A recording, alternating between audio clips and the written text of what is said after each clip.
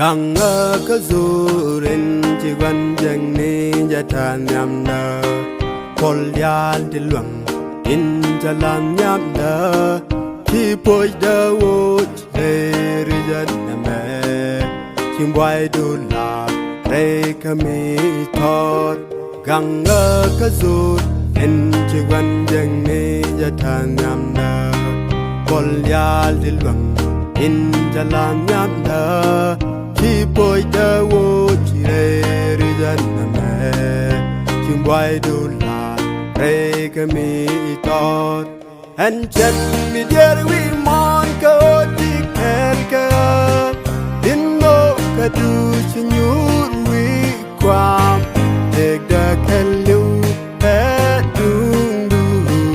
And chen di dal ka o jin posta And chen mi dear we mon ka di ken ka Din no ka du chinyur we kwam Tek da ken liu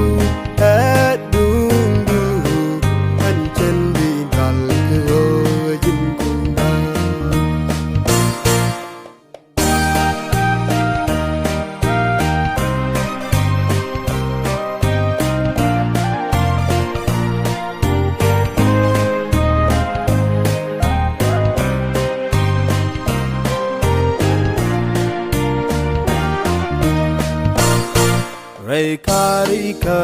selmi damadwaku Mirong kelyak enijin kara Aji pointe o shishodu lanyamda Beshodu keke o ajin kosta Ray karika selmi damadwaku Mirong kelyak enijin kara Aji pointe o shishodu lanyamda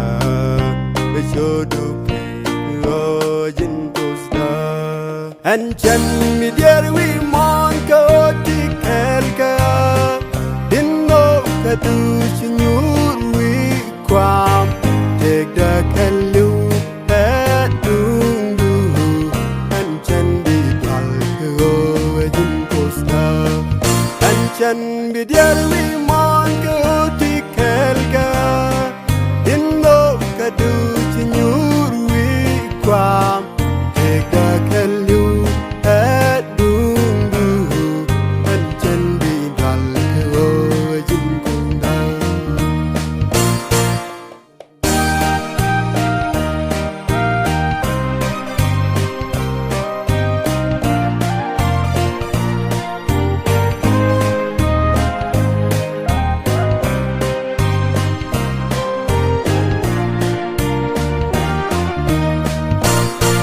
Ganga locos ko and crack rated ko Chua jabarao balwang da jakaji Lala jalwaj miti katka Bashodu point kunyal jin kosta Ganga locos ko and crack rated ko Chua jabarao balwang da jakaji Lala jalwaj miti katka Bashodu point kunyal jin kosta And chen mi dear we mon ka di kelka Din no ka du chinyur we kwam